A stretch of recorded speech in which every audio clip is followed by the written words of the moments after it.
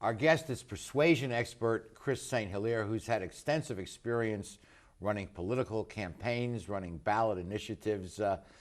This show is going to air in November after the election is over, but the voters are not happy campers this time around in either party. No. Well, and I would argue rightfully so. You have... Let me just state for the record, and I've said this before, the state legislature is dysfunctional. We're taping the show the 100th day without a budget. It was finally signed today, 100 days after the constitutional mandate to present a balanced budget on July 1.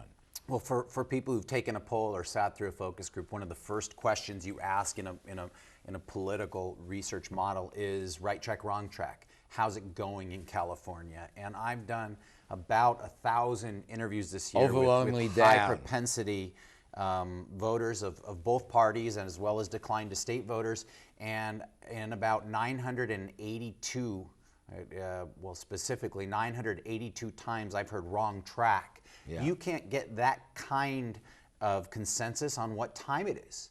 And so people are frustrated. So where do they take out this frustration? Where does it go? Who's the beneficiary of this frustration? Well, the party that's not empowered generally. On initiatives, it's if the initiatives which want to spend more by and large are not doing well.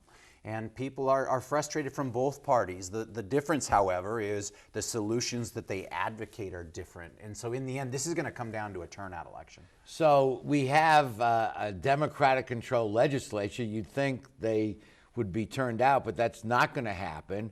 And I view Jerry Brown as the likely next governor of the state. He's a Democrat, has close union affiliations, yet many think he is the one best able to fix the problem.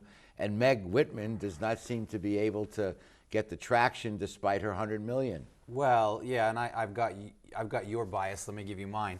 In the end, I think it's a toss-up.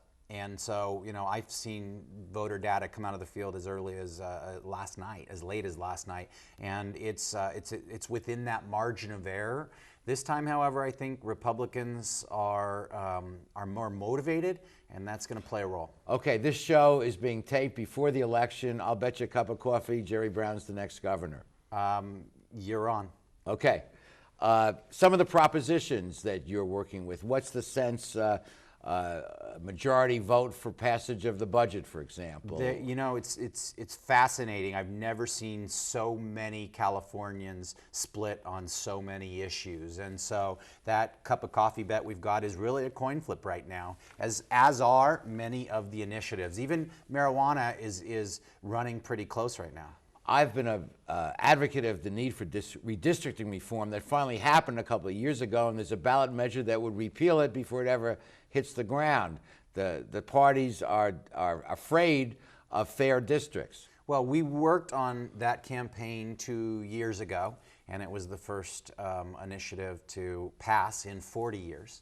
On redistricting, and the legislators promptly decided that they didn't want the voters or a commission making that decision, and so they're seeking to repeal it. Those voters might get out of control. The people might actually have some power instead of drawing those obscene lines, assuring the re-election of almost every congressional seat and state senate and state assembly seat. We should have fair boundaries where if there's a modest swing, the seat's not safe. The parties are they're locked in really at this point. And so you have super safe Democratic districts, super safe Republican districts, and a guaranteed Democratic majority. And we have gridlock because we have the most conservative Republicans winning the Republican primaries, the most liberal Democrats winning the Democratic primaries for the most part. And the legislature is bifurcated, but the state is basically moderate. Well, and the legislature doesn't reflect the state, the people. Well, and let me talk about one of the chapters in my book as it relates to politics. And, this is about fairness. And in the end, those districts simply aren't fair. Amen to that. Let's again reference Chris's new book, the 27 Powers of Persuasion. We only could talk about 5 of them. There are only 10 commandments, but you have 27 powers of persuasion. Well, hopefully they fit within the context of the 10 Commandments. Amen to that. We'll be back with the rest of our show after these messages.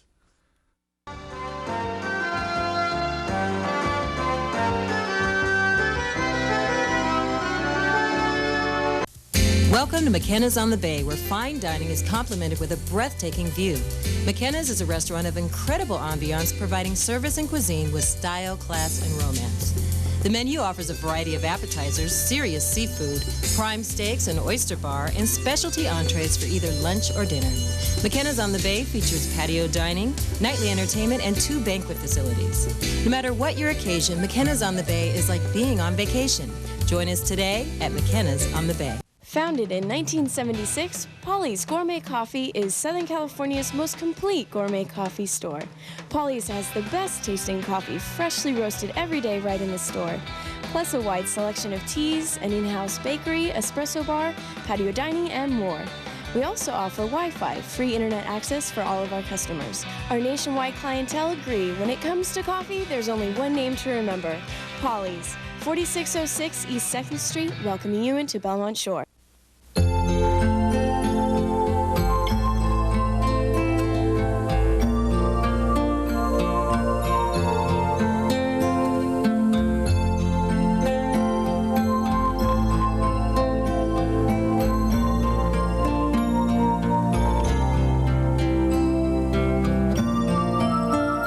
Take care of those who are closest to you, from our family to yours. McCarty's Jewelry, since 1932. How do you like your chances the rest of the way? I got no idea. But I do know that if we stay with Naples Rib Company, at least we won't go hungry. Coach, what do you think about some of those questionable calls tonight? Oh, yeah. But if you want a sound call, I'd call Naples Rib Company. You can't miss on that call. Then Naples Rib Company is part of your game plan? There really is nothing more motivating than a great barbecue meal at Naples Rib Company. Victory or not, Naples Rib Company, great game plan.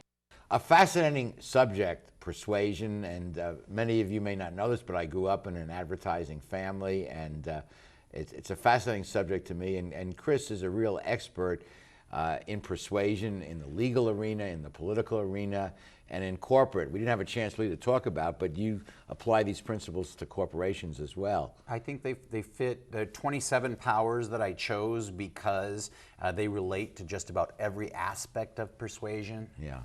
Well, I hope you'll come back and visit us again, because this is a fascinating topic. You've shown that persuasion is everywhere, and I hope as you turn off the end of the show, you'll think about how you can more effectively persuade your spouse, your kids, your neighbors, of whatever you want to persuade them. Thank you for joining us so much, and please be with us next week for the next edition of Straight Talk. Good night, everyone. Straight Talk has been brought to you by Southern California Edison, the Press Telegram, and Long Beach Magazine. And remember, Straight Talk is viewable worldwide 24/7 at straighttalktv.com.